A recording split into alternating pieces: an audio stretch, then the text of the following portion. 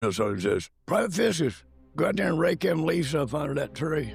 The leaves are falling out of the tree faster than I can rake them. I went and asked him. I said, man, drill sergeant, now what was the purpose of that?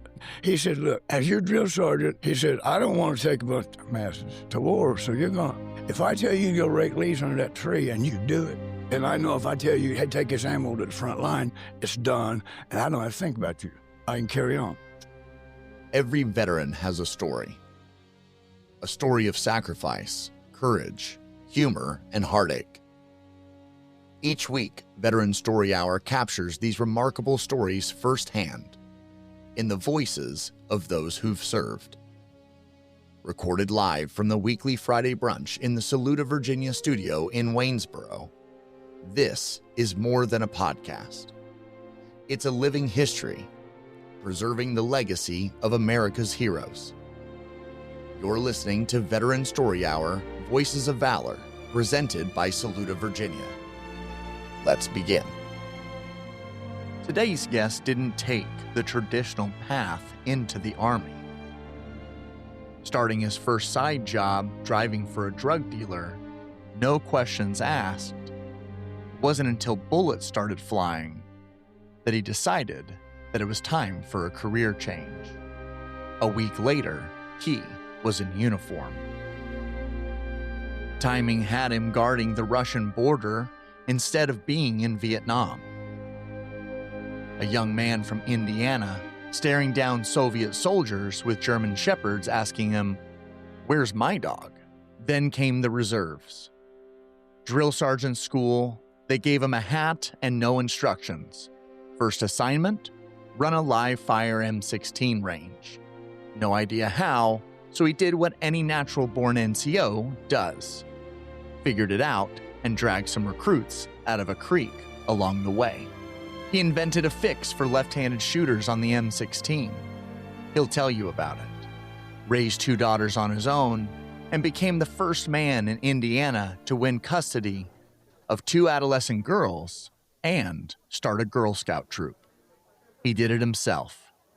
He's got the voice of a sandblaster, and he's all heart. Ladies and gentlemen, Ricky Fiscus. My real name is Ricky Joe Fiscus, Fiscus. I went in 75, January. Yeah. End of NOM, so I didn't go to NOM and do any combat. I went to Europe instead, guard the Russian border. Came back. I was stationed at Fort Hood, Texas, 1st of 12 Cav. Got out in 78, was out for a year, went back in reserves because I couldn't find a job. Stayed in reserve for a while. In reserves, I went to Leadership Academy to become a drill sergeant. Now, does that explain the voice? Probably. Because the voice is one of the more badass voices. All the yelling, you know. You're supposed to learn how to bring it up from your Well, I can't do that. After a while, you just, what? So I'm assuming that's what it's from. But anyway, after I became a drill sergeant, first position they put me in is running a live fire range, M16 live fire range, bound and Overwatch.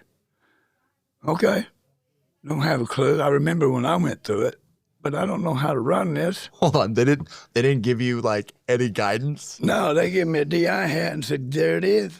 I went, okay. I had a clue, you know, what was going on, but no, I didn't have a clue. So after explaining it, well, the range sergeant explained to them, you know, put your weapon on safe, going between spot and spot and whatnot. What have you. Okay, fine. Well, I knew this one part of the creek that they're going to cross. If you cross what I tell you till you're good. If you don't, you're going to go in the water.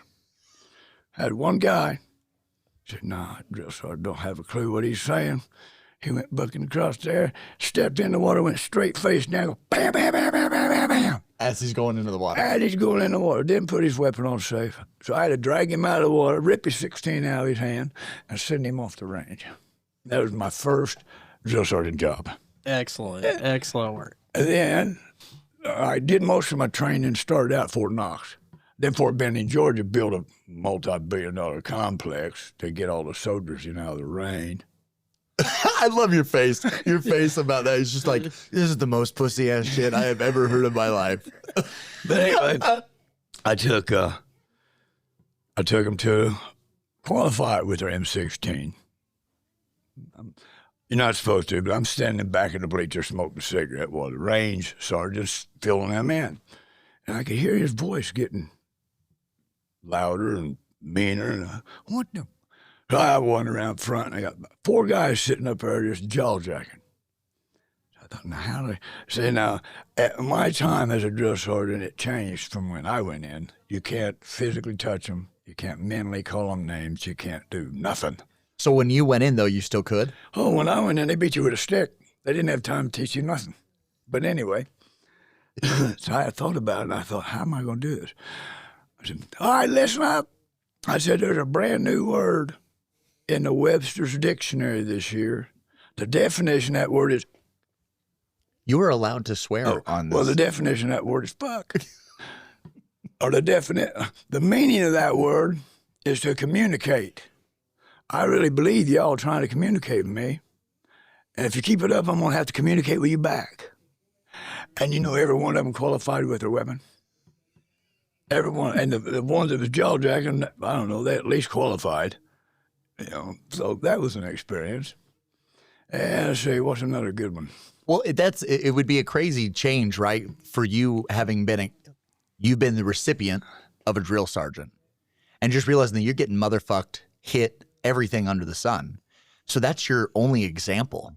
Right. And then you become a drill sergeant and they're like, hey, you know how like you were treated that whole time? You're not allowed to do that anymore. Be like, no. Well, what am I supposed to do then? Be like, I don't know. Get creative with your Webster Dictionary references. You got to. Learn to read. Yeah. Well, it's like when I went in, of course, they don't tell you nothing. They don't tell you the reasoning. Drill sergeant says, Private Fiscus, go out there and rake them leaves up under that tree. Yeah, okay. The leaves are falling out of the tree faster than I can rake them. But I just stood there going, I don't understand. So when I got done raking them leaves, I went and asked him. I said, man, drill sergeant, oh, don't forget to say drill sergeant, or you're going to be. Drill sergeant, now what was the purpose of that? Raking leaves when they're falling out of the tree, he just looks at me and he never did really say. So it took me a while, but finally I learned why he did that. He said, look, as your drill sergeant, 3 cycles drill sergeants go with their troops. He said, I don't want to take a bunch of masses to war, so you're going to, if I tell you to go rake leaves under that tree and you do it, then I know if I tell you, hey, take this ammo to the front line, it's done, and I don't have to think about you. I can carry on. Well, that makes sense. And he goes, well, but you're one of the first ones that ever stood out there and raked the leaves. Everybody else just bitched and moaned, and which I said, well, I was inside, but yeah, I'd do my job. That was a different one. How much of that is that, though? I mean, I hear that story all the time, and I definitely experienced it within athletics. For me, I played college sports, and there were so many times that our coaches just had us. There were little things. Put your toe behind the line. Tuck your shirt in. Right. Little teeny things. Where it's like, what the fuck does this have anything to do with playing football? Right. And their answer always is, oh, this has everything to do with playing football. That's it. It's, I told you to do a thing, and then you did that thing. And Kirby Smart, I don't particularly like the team that he coaches for because it's Georgia, but he likened it because he learned underneath Nick Saban from Alabama. And the thing he talked about, he goes, if I know that I've told you to tuck your shirt in and you tuck your shirt in, I know when it is important for you not to jump off sides when they're going for it on 4th down, that you're not going to jump off sides because you're not questioning. You're doing what you're supposed to be doing. Right. And it's such a small version, but exactly right. Where it's just like, no, motherfucker, I told you what to do. And I can't be in when we're like, it's really real. I need you to just fucking do what I told you to do because I can't be second guessing. I got to move on to the next thing. That's it. Well, yeah, I mean, you got the 3 general rules of the Army. Be where you're supposed to be there when you're supposed to be there, and be there in what you're supposed to be in. And as long as you do those 3 things, you're going to be more than likely successful because everybody else around you is not going to do at least one of those. Right. So what, did you choose to go be a drill sergeant? No. That was just the job you got. No, when I joined reserves, Yeah. excuse me, his first and 70th, and about a year later, maybe 2, they became a drill sergeant unit. Oh. And because I was in that unit, we just went to Leadership Academy, graduated, and became drill sergeants. It was exciting. Well, I had a buddy who did this as well, and he's one of our. But he desperately wanted to be a drill sergeant, Brian Green. Oh yeah, no. And Brian, I mean, it was what he wanted to do, but he broke his femur, ended up having to get discharged, wasn't able to come back, and Right. but he desperately drill sergeant was on his list of something that he wanted to do. Well, like I was telling you, when I went there, they didn't tell you nothing. You just learn it. Like, for example, shoestrings left over right. Military's all left over right. Everything. And the more of them little things you know, just like pulling out the guard mount. If you know how to look sharp, Yeah. and you know your MOS, you're never going to pull guard. You'll make the man. So you get the day off when everybody else got to do guard duty. Well, as a drill sergeant, I had to counsel all my troops to find out who's my trouble troops, who's really wants to be here. Now, what do you mean by counsel? I had to bring you in my office, sit you down, and talk to you Okay. about your background. You know, are you going to be a problem dude for me? Mm-hmm. You know what I mean? Is this somebody I got to really pay attention to? Are you here because you want to be here, or because you have to be here, or what? Right? Yeah. I'd have to counsel them all. Well, after that, and then after seeing who was applying, I'd take about 4 or 5 of them. I'd get on the intercom and say, Private so, out front in your PT uniforms, ASAP. And you could hear them. What do we do? So they come out. I run them out of battalion area, run them off up in the woods, say, sit down. Here's a pack of cigarettes, smoke them if you want one. And I started telling them all the little things. I said, look, if you listen to me and apply, before you get out of AIT, you'll be at least E3, ready to hit E4 when you get to your permanent duty station. If you listen. Military's different than civilians when it comes to you can waive time and rank, or you can waive time and grade. Sure. You guys can waive time and grade before you get out. I mean, you can waive time and rank and be E4 when you go to permanent duty station. Now, it'll take you a while to pass E4 because you've already jumped up here, but the more grade you are, the more money you make. Mm-hmm. And that's what it's all about. And the more rank you got, if you happen to go overseas, your family can go with you. If you don't have enough rank, you better have a lot of money, or they can't. And so most of my troops would come out of basic AIT at E3s, at least. How would you choose? Did you just do this systematically with the dudes that you had, or did you choose them purposefully? No, I chose them purposely. Yeah. Because they applied. Yeah. They act like they wanted to be there. They asked questions. They was interested. Whereas a lot of us like, I don't want to be here. Yeah. What the hell am I doing? Send me back home. Well, I didn't put a lot into them. Because it would have been a waste of time. Yeah, they already don't want to be there. So Yeah. And so it's like, hey, dude, I'm doing this, and I want you to listen, because if I have to go to war with you and you're not trained, I'm going to shoot you myself. Right. So, but yeah, I chose, and it might not be 5, it might just be 2. No, I know what you mean. Depending on the people I was talking to, but yeah, as a drill sergeant, it was interesting. I wanted to stay. I wanted to make a career out of it, but after so many years of reserve, I got full custody of 2 girls. Sure. They were adolescent girls. I was the first guy in Indiana to get custody of their kids. You were the first man in Indiana to get of. custody. I was the first man in Indiana to get custody of 2 adolescent girls. My oldest girl was 4. My youngest was 9 months when we started the court case, 11 when I got them. And, of course, Uncle Sam, well, sorry, Sergeant Fiscus, we did not issue you them girls. I said, well, sorry, Uncle Sam, you got 12 years, I'm out of here. And I got out. Yeah. But if it hadn't been for that, I'd stayed, until they kicked me out. I loved my job. Well, it seemed like you were coming at it with the right mentality. Now, when you were in, did you get counseled like that? Was that a thing? No. Yeah. When I went in, the drill sergeant just said, what's going on? And you either did it or you didn't. Knock the shit out of you with a big stick. Ow! I ain't got time to deal with you, private. Okay, man. Right? Either you get your shit together, or I'm gonna get it together for you. Yeah. Yep. I mean, well, I understand. They didn't have time during Nam because your cycle was only like 12, 13 weeks for basic and AIT, and then you're off. Yeah. What you don't learn, you're in trouble. Oh, that's my phone. What you don't learn in them 13 weeks, you're in trouble. You know? Here we got rules of war. No, we don't. A man shooting me, I'm going to shoot back. I don't care. But, you know, that's why we lost so many people over there, you know. Hey, you got to listen to what I say. Break them leaves under that tree. I know you'll get that ammo up on the line. But all the guys that didn't listen, that's like nothing personal to officers.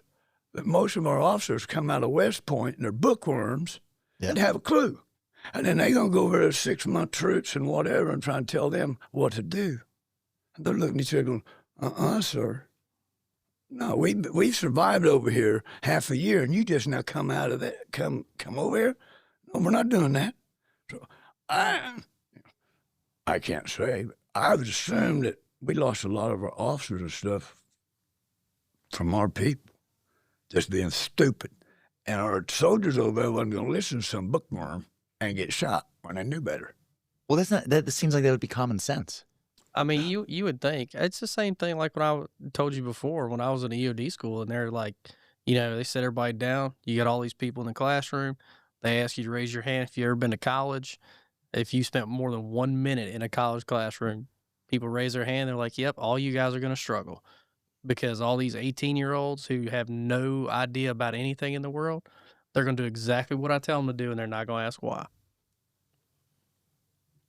And everybody else already right off the bat going to ask why. Mm-hmm. And 12 to 13 weeks is not enough time to break a man down. And rebuild him. Yeah. But they did fair, you know. They got a fair grade. But see, now this is just me talking. No, you do not represent anyone or anything. You represent yourself. After we'll say Nam slowed down and they're starting to bring everybody back, all the mamas start whining. Well, you're being mistreating my boy. You're calling him an asshole and kicking him in the shit and this, that, and that. And so now you cannot physically touch no one. That's assault. That started in the 80s? Late 70s, 80s. I would not have assumed that. But you can't. Your face, but you can't physically touch him. That's assault. Yeah. You can't call him a little asshole or none of that. That's mental abuse. You can't, you dumb little, well, yeah, mental abuse, verbal abuse, physical abuse. It's like, won't you mamas come and just teach them? Because they don't listen to drill sergeants no more. My mama said, you can't do that. Who the fuck's your mama? And where I took it a step first, they don't know what I can and can't do. Right. I didn't really cross the boundaries, but I took it to it. And they didn't know, you know. Well, you mean I ain't allowed to drop you? What's this? So I do my thing to the ones that I didn't like, put it that way. Sure. You know, drop, you know. No, you're going to go over here and clean the floor. Or, you know, I put them through hell. See, my facial expression is because I'm trying to imagine now and going back through this of all the times that I was mentally abused or assaulted. Oh, yeah, yeah. In 2010. But that's where and I think the point is like, what's the official reg? Right. Right. What the reg book says versus obviously how it's practically executed. Well, I mean, like we used to get told stories of one of the drill sergeants in my company, the cycle before mine was like drill sergeant of the year. And he never wrote a single like paper counseling for anybody. Anybody who was on his troubled soldier list, he would just take them in his office and turn the light out. And then 10 minutes later, they'd walk out and they'd never be heard from again as a troubled soldier because he'd beat the shit out of them. Yeah, that's pretty much it. But the light wasn't on and there was no witnesses, so nothing ever happened. That's pretty much it. Well, that's wild. But I do appreciate what's interesting is we'll call it like the feminizing right, of what a drill sergeant can and cannot do. But what's interesting is that counsel requirement obviously comes out of that, but ends up being a pretty valuable piece. Oh, yeah. Well, the more you know about your troops, Right. the more you know, man, I got to watch this guy. Yeah. I don't have to watch these guys, but I got to watch this. So, and without counseling them, you wouldn't have a clue. No. Which, okay, here's another experience that they put it on me. Sergeant Fiscus, yeah, Top, you're going to take B Company, not platoon, B Company, over to the football game. What? And they can all have 2 beers. Yeah, right, dude. You want me to take 60 men to a football game and tell them they can only have 2 beers? Now, how am I supposed to control this? You're the drill sergeant. Okay. All right, look, dudes, y'all going to drink what you want. You're going to do what you want. Don't matter what I say. I'm not stupid. You don't drink, but you're going to get your beers to this guy, to blah, blah, blah. I don't care. When I call formation at the end of this game, as long as you're in formation, standing there. Mm-hmm. Not doing this. Standing on your own. Then we're all good. Damn, after the game, by God, he called formation. I'm standing there, and I don't know all these dudes. I'm going, all right, everybody look to your left and your right. Somebody's missing. I didn't really know that. Of course. Private so-and-so, where's he at? He's down the street at Tip Bar. What? He's down the street. I said, go get him. You go get him since you know where he's at. And if you both ain't back here before we get on the bus, you're able. I brought him, got him on the bus, got back to the battalion area, turned them all loose. 2 minutes later, here comes the MPs bringing him back to me. He went back off. He wanted to go back to Tip Bar. I did that twice. Brought him back to me twice, and I said, fuck it, go upstairs and get your sleeping bag. And I locked him in the first sergeant's office. Till next morning, I said, you ain't going nowhere, buddy. Ow. First sergeant came and said, what the hell? I just told him, I said, hey, you take 60 people to a football game by yourself, and you only have one problem? Well, that ain't too bad. Right, like I did all right. But the dude kept leaving him, MPs kept bringing him back. What do you want me to do? Beat him up? I can't beat him up. So I locked him in the office. Well, you can't do that either. Sue me, I did. I mean, is he all right? They're different. It's over now. And he's all on you, Top. If he takes off on you, that's your problem. He ain't taking off on me. But yeah, they done stuff like that to me just to test me. Oh, you're saying like leadership would do that to you? Yeah. Well, no, anybody in their right mind ain't going to send one person to watch 60 guys and tell 60 guys, you can only have 2 beers.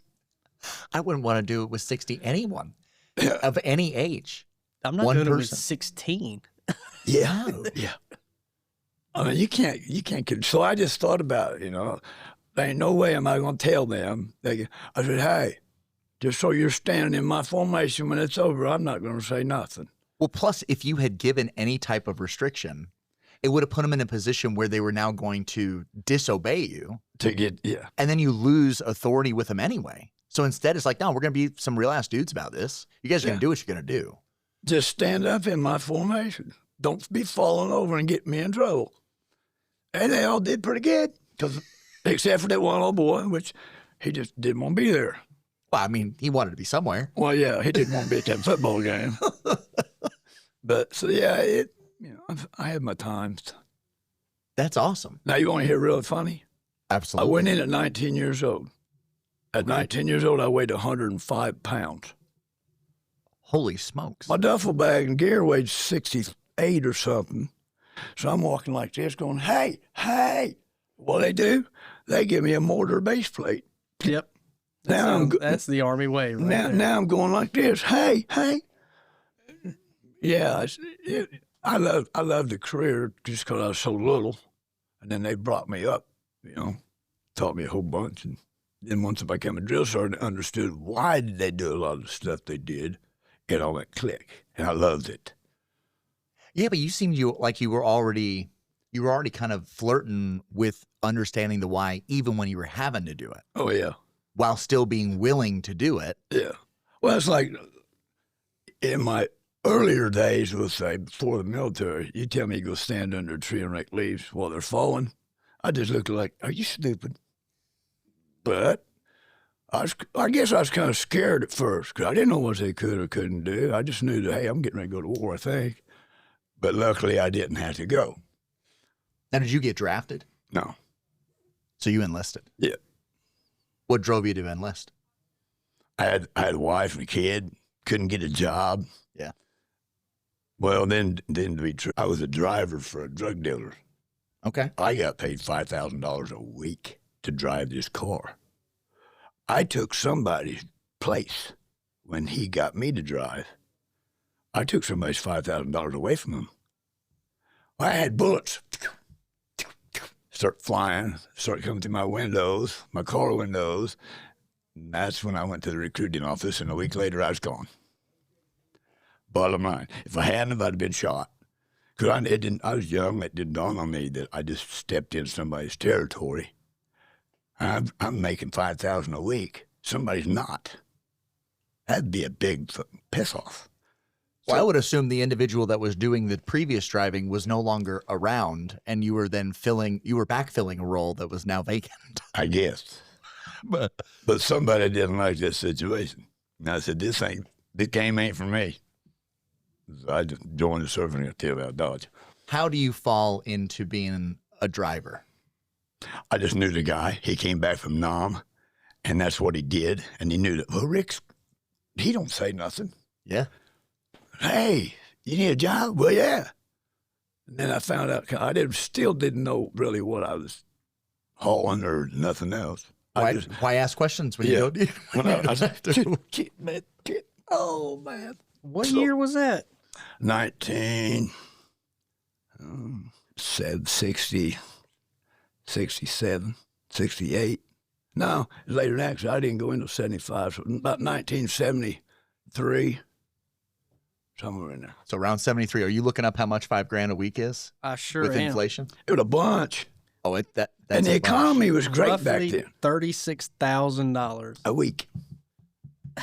And that's why bullets started. You must have been really worried about your life because that's a pretty goddamn good gig. Yeah. Outside of the whole dying Well, I thing. wasn't thinking about how much was that really worth. I wasn't thinking about nothing other than, man, this is cool as fuck. Until bullets started flying, I said, wrong game for me. Wrong game for me. So how long did it take that you were driving until bullets start to become a regular part of your everyday employment? Probably just short of 6 months. That seems pretty good. I had a bankroll. I bet you did. It was awesome. But like I said, that I can't do that. That's not my being. You know what I mean? I can't go. I can't do that kind of thing. And then when bullets start flying too, I don't know a lot of people that, I think that's more than fine if it's not part of your being. But the fact that it took 6 months before bullets started flying seems like that, like you said, you had a pretty good gig going. Either that or the Right. dude I was driving for pissed somebody off. Right. And he just wanted to get even with the whole deal. Right. I don't know. See, like I said, I didn't really know nothing about that. I didn't even know what I was doing. You're driving. I didn't care. He's changing product. That's what that is. Changing product or changing territory. Something. But anyway, I said, this game ain't for me later. And he didn't care. I mean, he just come back from Nam. He'd been shot at for however long he'd been over there.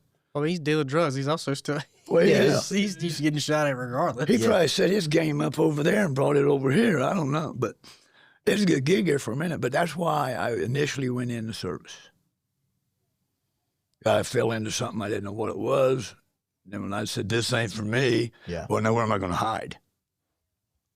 They know where I live because they're shooting bullets through my windows. Oh, you mean windows of the house? Yeah, and the windows in my car. That's when I said, I got to go.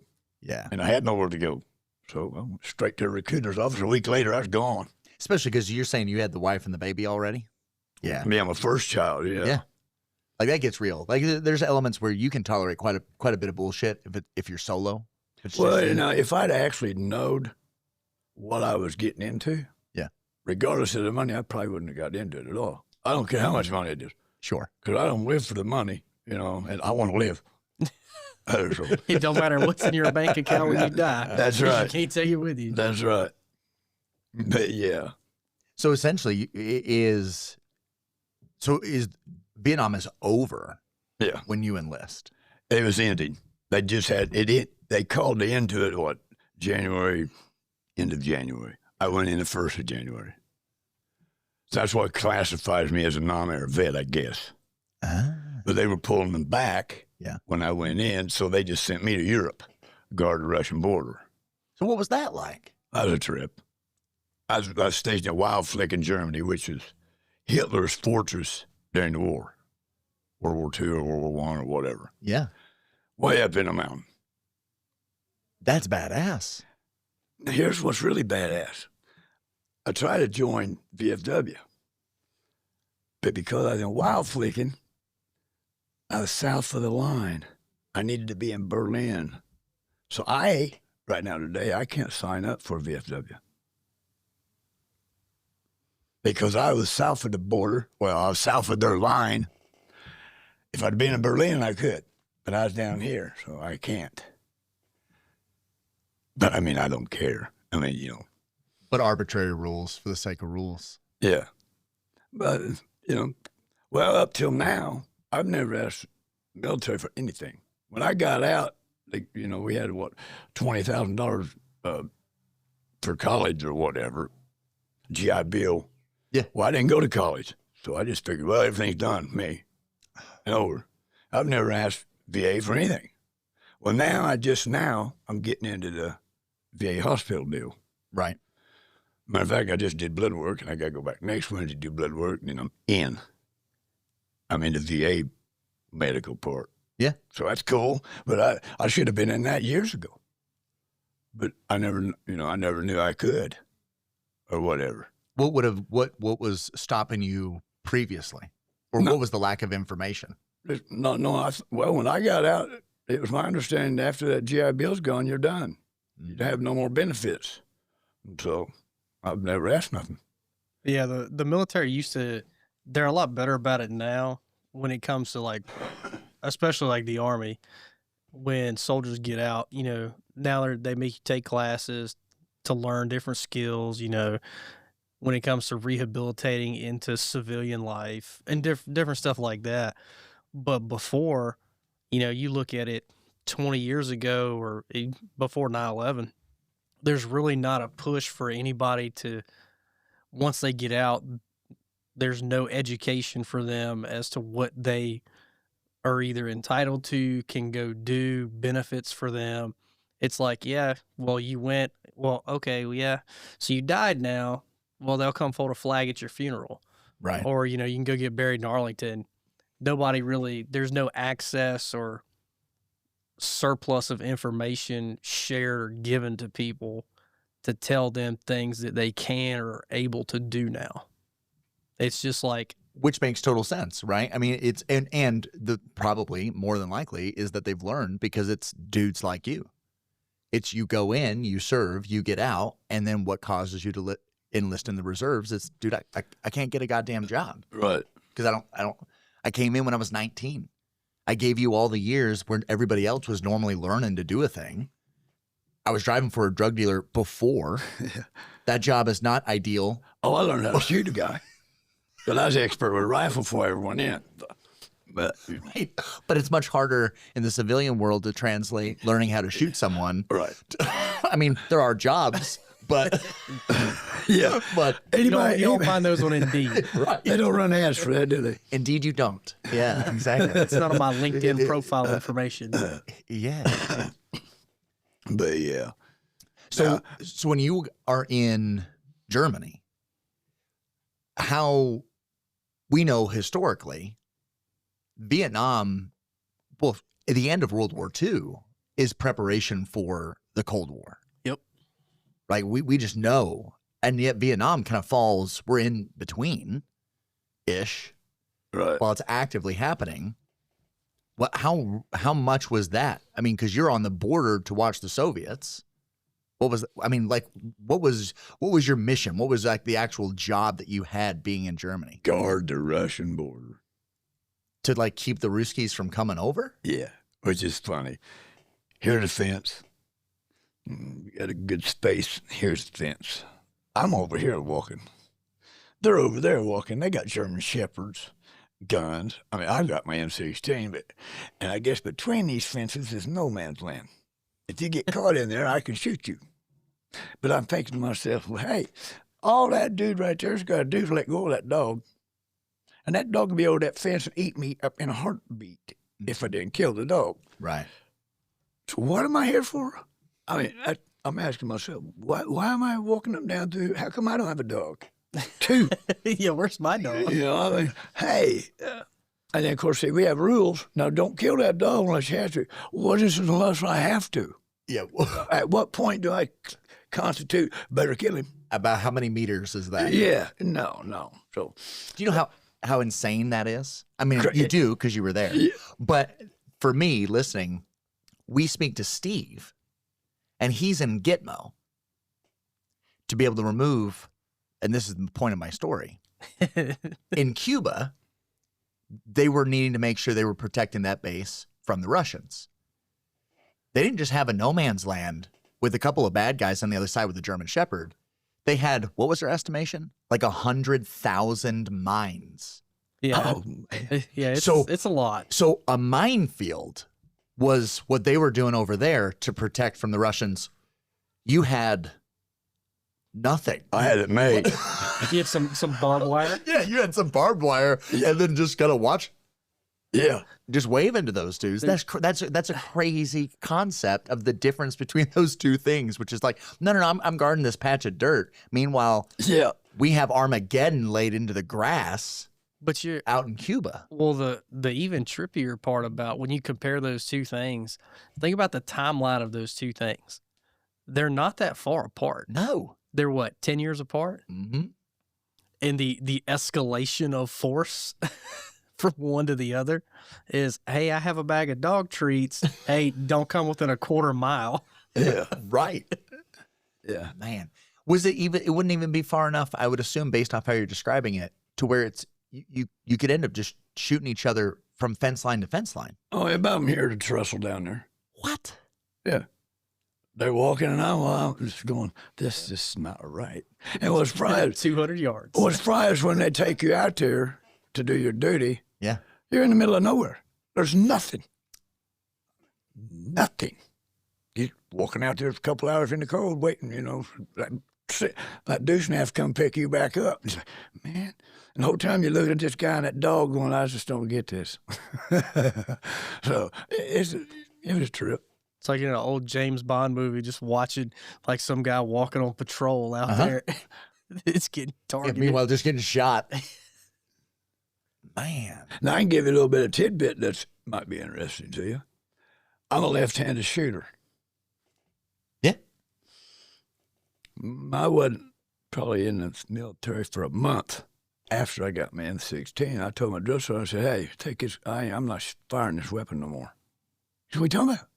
I'm left-handed. So, pew, pew, brass goes straight across my face, burning the shit out of me.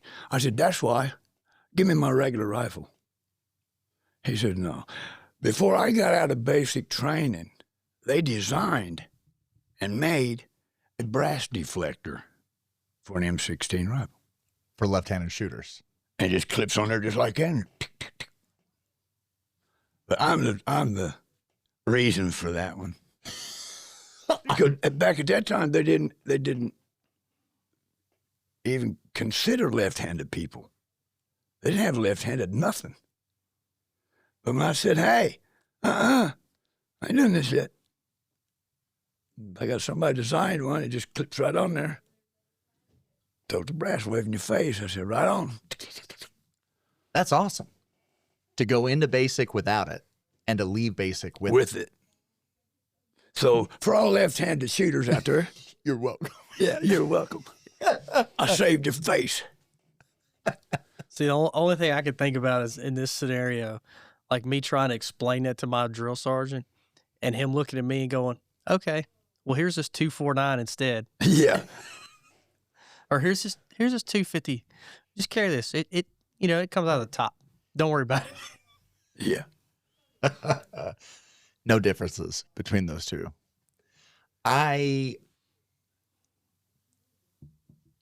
So you leave Germany, you come back. can't find a gig, and then you go into reserves. And remind me, how long were you in reserves doing the drill sergeant stuff? 8 years. Well, I was between my regular service and drill sergeant or reserves. I was 12 years. So what? 8, 9 in reserves, and I got out. I wasn't out quite a year, so it's my understanding that I didn't lose no service time because I went right back in before. Yeah, because you don't have that break-in service. Yeah, and so I got 12 years in. I went in 75, got out in 87. But I got out, but right in there, but then went back in. Yeah. Do you want to talk about raising those babies? One little tidbit about my babies. I was the only registered male Girl Scout leader in the world. Attaboy. That's awesome. Well, my girls are growing up, right? Yeah. The town I lived in, they had the Boy Scouts, baseball.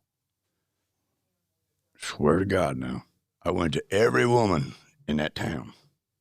Hey, would you be a Girl Scout leader? Oh, hell no. Not a one of them would be a Girl Scout leader. They didn't give a shit about their kids. I said, fuck it. I went to Bloomington. I was in Indiana. I went to Bloomington Tulip Trace Council.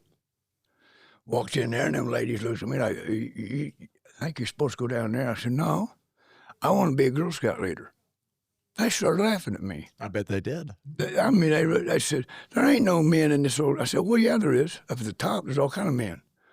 They're not no Girl Scout leaders, but I said, I got girls, and I'm not putting them in Boy Scouts. Well, you'll have to take the test. I said, well, whatever. I did. And I got a scout troop. Now, the dig is, every one of them women in that town that wouldn't start a scout troop let their kids be in my troop. Of course. Son of bitches. And Please tell me you wore the skirt. Please tell me you wore the skirt. No. It's a kilt. No. But then when I moved from this town to another town, I couldn't take my troop. So I went through town again, asking, hey, would one of you take over this troop? Finally, a lady did. And I'll be damned, within a year, she scammed the scouts on computers and stuff and this and that and got busted, went to jail, and that town has not had Girl Scouts since. Now, that's Fry. But I don't tell that to everybody.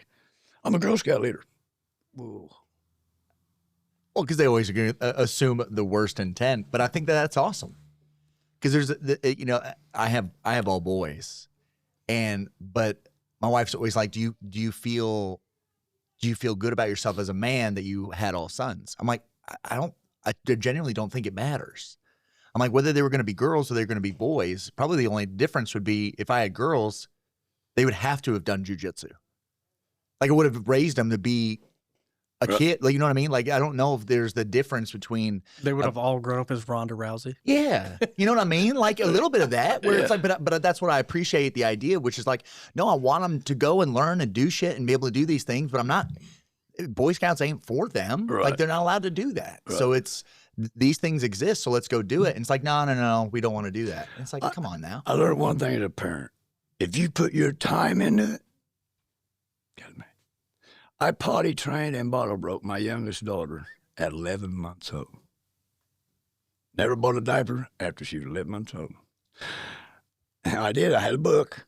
And I've done everything on my own. Never had nobody help me. My mom and dad got divorced when I was born. Yeah. So I did all live and learn.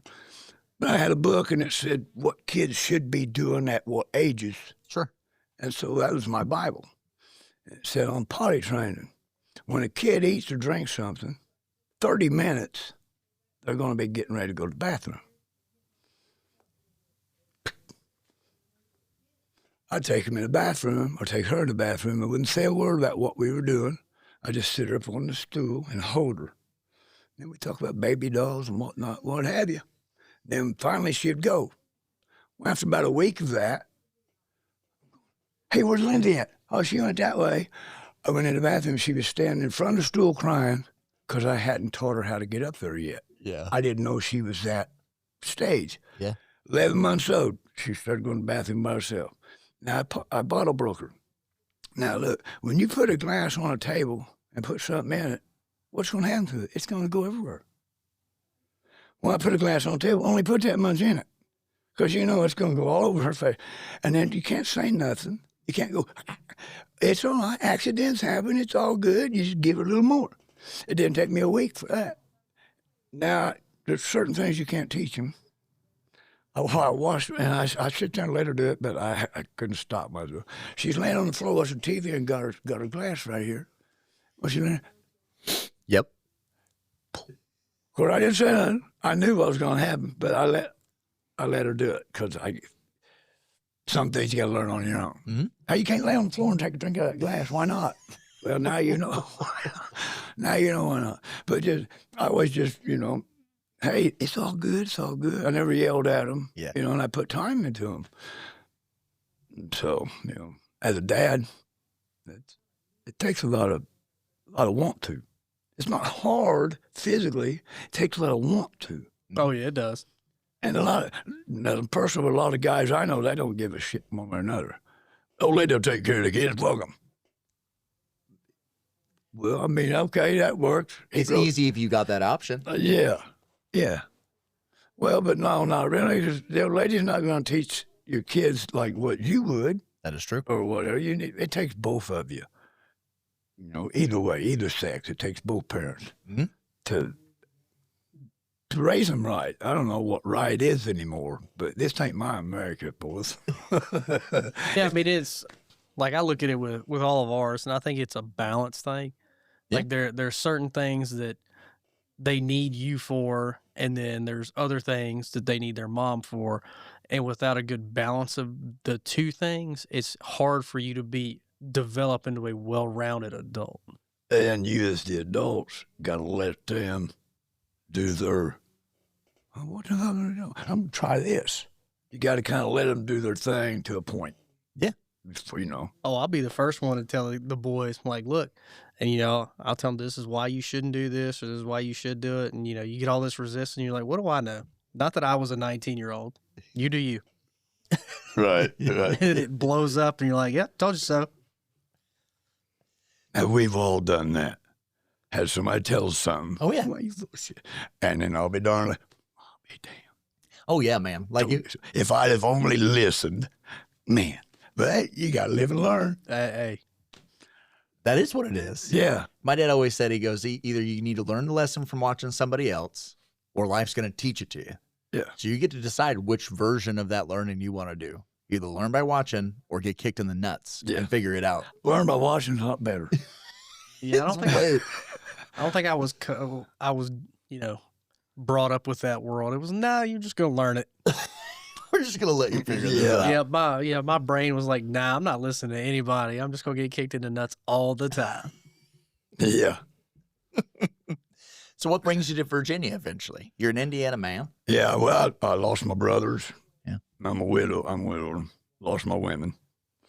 And I didn't have nothing there. And then between my last woman and my last brother that I lost, this funeral home just done me wrong. I took all of them through death. My oldest brother and my woman died in my house. My other brother died in a nursing home when COVID hit, locked him down, couldn't get to him, so he died there. And I was ready to strangle, put my infantry skills to work, and go wipe a few people out that I thought really done me wrong. Like my girlfriend, because we used to get her 17 years. Because I wasn't married to her, they took her from me. Yeah. I mean, I did her wishes, told them what she wanted and what was going on. And they took her from me. I don't even know what happened to her. I don't know if she got cremated, if she got put on her husband's grave. I don't know. They took her completely.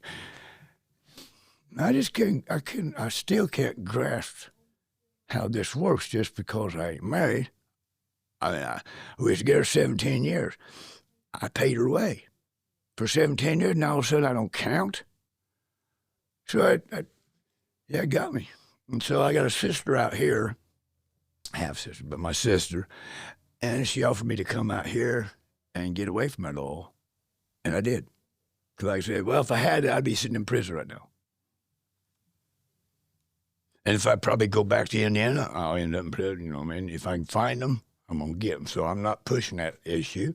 Mm-hmm. I'm just hanging out here and meeting people. Valley's a good place to hide. I mean, Absolutely. see, prior to coming down here, okay, I drank. Wasn't a drunk. I just drank. I drank rum and Coke. Put my rum and Coke there, no ice. I might have it 10 minutes. I might have it 2 hours. You know, I didn't drink. I just drank. It's hard to explain. People look at you like, well, you're fucking nuts. But no. But I was to the point where I didn't get a buzz on it. I just did it every day. Well, fuck, that ain't no good. So I quit drinking. Yeah. Back in June. I might hit a beer, but not really. I don't like beer. But I quit drinking back in June. I feel a lot better. I mean, I drank all my life, so I didn't know what feeling better is. Oh, yeah. It's definitely different. And that thing is, I don't miss it. I don't want it. I don't miss it. I thought I'd be going, I don't know, maybe they hypnotized me or something in the hospital. I don't know. But when I came out of the hospital, I had no desire, no urge. Yeah. Now, I got to do my thing once in a while. Yeah. But I'm done with alcohol. You know, like I said, I wasn't getting no buzz. Hell, I could go get Maker's Mark or whatever, drink 3 or 4 shots. It didn't do nothing. Yeah. So that's a waste, and that's just wiping out my liver. So forget that trip. And your wallet. And oh yeah. Yeah. I knew. Well, then you got to put the Coke on top of that, so it's a double whammy.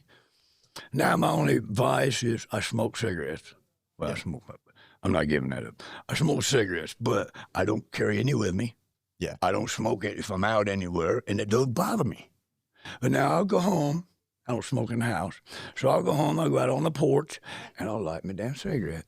And I'll sit there and smoke it. And as soon as I'm done smoking, I'm going, why did I just do that? So as soon as I can break that, going out and sitting on the porch and lighting one, I'm done with cigarettes. And I'll feel so much better because I can't breathe. I mean, if I ran here to the parking lot, I'd be going, you know. And so right now, that's what I'm working on hard. Yeah. Is not like that son of a bitch up when I go home. As long as, like I say, I don't carry none with me. And it don't bother me. Well, I went to Washington on the flight of Virginia trip. Mm-hmm. Well, left my house at 4 o'clock in the morning, didn't get back till 8 or 9 at night. I didn't have no cigarettes with me. It didn't bother me a bit. 10 minutes after I got home, though, I went out on the porch. It's that habit, man. And it's like, I smoked when I was 10 years old. So I'm talking a lifetime habit. Probably the worst habit in the world. Now, my dad would always tell you, he says smokers are the most dedicated people on the planet because it don't matter how cold it is outside, how wet it is and windy. It don't matter. They still going to go out there and smoke. Yep. But if I could say anything to any young people, don't ever light a cigarette. I ain't going to tell you nothing about drugs because I don't know about drugs. I'm going to tell you, don't ever light a cigarette. Worst habit in the world. Now, if you look at things like pros and cons, okay, smoke a joint. Okay, the pros, I got a buzz. Con is, I'm choking to death, whatever. Right. But cigarettes, con. There's no pro. Yeah. Except for the man selling them. And whatever be it the nicotine or the whatever's in that tobacco that makes that habit. Yep. It's strong. It's strong. You know, I could probably quit smoking pot. I could quit drinking. I'm having a hell of a time getting off that something cigarette though. Well, it's because it ain't the nicotine in the cigarettes that gets you. It's all the other shit that's in there. Okay, well, so but they got it covered. Oh yeah. When I started smoking, I think I had 5 brands on the market. It was like 18 cents a pack. Oh. And you got a pack of matches with the pack. And they didn't give a shit about how old you was. Then it was after I got in the military, so I'm going to say in the mid-70s, the Surgeon General, son's a bitch, come out and said, oh, I determined that cigarette smoking bad for your health. So they took all the C rations that had cigarettes in them and threw them in a cave somewhere and said, no more. I said, man, son of a bitch. But yeah, they only had 5 brands when I started smoking. Now they're $10 a pack and they got a zillion brands. Yeah. So whoever's got that, he's zillionaire. No, they figured it out. Don't you worry. Yeah. Oh, yeah. One thing I would love to end on, because you're talking about getting involved with the VA and kind of starting that process, you know, even talking to guys that are even in that 35 to 45 year range, there's a feeling as I've spoken to them, which is they haven't reached out. They haven't started any of that process with the VA. And there's this element of the pain that they feel, whatever the pain is, like literal physical pain. We won't even touch on the mental part, but like the literal physical pain. There's an element where we get so used to dealing whatever our ailments are. Be like, well, this is normal. This is normal. Like my feet feel this way, my knees feel this way, my legs feel this way, whatever it is. And it typically takes a lot of people multiple times to be like, you do realize that this isn't normal. What you're feeling, the things that you have going on, people your age don't have this going on. And so they ignore it for a really, really long time.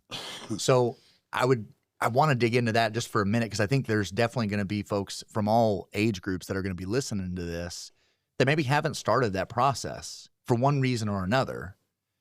But it seems like you're in the middle of it right now, and what a difference it is for how you're thinking about what happens next because you've started this process finally. Right. So when you decided to get involved with it, like how has this process been? What are you looking to hopefully be able to gain from it to have this, these opportunities that the VA is going to provide? Nothing. I like that. I'm not out to gain anything. My whole deal was, what's the words? Now, don't get me wrong. I love being in the woods. I just soon be by myself, right? Talk to critters and whatever. I'm not educated enough. I get around people, I say the wrong things, and it's easier for me the less I say, the better, okay? But everybody kept saying, well, man, you're, not hermitized, isolated. You're isolated. And then after I lost my dog at 17 years, back in June, I guess I did get a little more isolated. And I've still never I've never really let that out. Yeah. My dog. But so my brother-in-law and somebody ran into Leah, or they know Leah or whatever, and said, hey, Leah invited you to come down to Salute and check it out and be around some other veterans and whatever. And so that's what got me down here. Thank God. I mean, it's been a godsend to me because I just live down the road. So I can come down here and hang out down here. It's, like I say, as long as I'm not home, I don't need no cigarette. Now, if I stayed down here all the time, I'd be done smoking. But you know what I mean? We can go to the house right now. We can get rid of your cigarette. No. I gotta get rid of that hat. It's better to have one and not need it than to not have one and need it. Uh-huh. And so I hear you. Got to stay there. But see, I know I can get rid of the cigarette habit. I just tell myself, but smoke both. Yeah. But that's more expensive habit than. It's like I don't want to start a habit with a habit. I just want to get rid of this habit. I hear that, and then I can carry on. But yeah, having Salute here is really, like I said, I ain't allowed to get in the VFW because I was on the south side of the line. But that's okay. I still get to come down and hang out and talk to everybody. I can go to all your events, whatnot. So I'm not an outsider per se. I just I ain't never been shot at by enemy. Hey, me neither. Don't feel bad. So, but yeah, coming down here mentally, and like I say, I had a heart attack back in June. Yeah. And after that, or since then, man, I feel great. I mean, they stopped my heart and restarted it. Whatever. And then since I quit drinking, I feel great. I can't run, I can't climb trees and do what I used to do, mind you, but I feel like I can. I mean, I'm that. I get out of bed, I'm ready to do something. Yeah. I said, oh, fuck, another day, Yeah. And coming down here has given me all that back. It's given me a reason to get the hell out of bed. I'm busy. I got to come down here. Yeah. And it beats hell. If it weren't for down here, I'd just sit in the house doing this. Or I do crafts, like I do puzzles and stuff. But that's a waste of my time. In reality, that's winter stuff. When you just don't want to get outside and freeze your butt off, you sit in the house and do puzzles. But I can burn puzzles. I can put that puzzle. I've done those puzzles. I just throw them together. I've down to an art. Sure. Well, when I was caregiving for everybody, I had to come up with something. Sure. Or I was going to go start writing creativity. So I started doing crafts. Started putting puzzles together. I do clocks. So I like saw blade clocks. I can put a clock in about anything. But yeah, my dad had a clock business. Okay. And then when he passed, I got all these stuff. So I just took, like, I take saw blades, circular saw blades, put clocks in them. I put a clock in a crosscut saw, horse collar mirror. If I can drill a hole in it, I can put a clock in it. Well, I got these pictures sitting out here. They don't have clocks with them because that's 1/4-inch glass, and I don't want to bust it. I can drill the glass. Man, some people might not want a clock. They just want the picture. Then on this wall, I got a train. It's got a clock in it. It's a puzzle. Then, of course, my one is the door, but that's salutes now. I've had a bunch of people, hey, how much is this? That's not. What do you mean? That's here. And if it ever leaves here, it goes to you and Liz. That's just the way that one works, just to let you know now that, that up there's. Hey, it's on record now. Yeah, that's from me to salute. It is salutes, Yeah. which Leah is salute. Yeah. So, that's theirs. But all the other stuff's for sale. And I got a booth at the Antique Mall. Hey, I got crafts out there I sell. I'm at 13th and Ava Avenue. Come out and see my stuff, and it's all one of a kind. Like you can't. If you get something off of me, he's never gonna have one like it. No one is. It's all just like I make phone cases. Yeah, that's Apple 7, and I've never broke it. It pisses him off. Hey, we're at 17. You got to come and get a new phone. I don't want one. Well, we can't keep track of you. Well, bummer. See, they can't keep updating my phone because they're too busy up here on these. And so they want me to. I said, no, if it ain't broke, don't fix it. That's the way I am. And it ain't broke, so I ain't going to fix it. But I just use it for texting and calling anyway. I'm not techno. I have no idea about it. And I can't build clocks. And I don't want to. So you're good to go. That was awesome.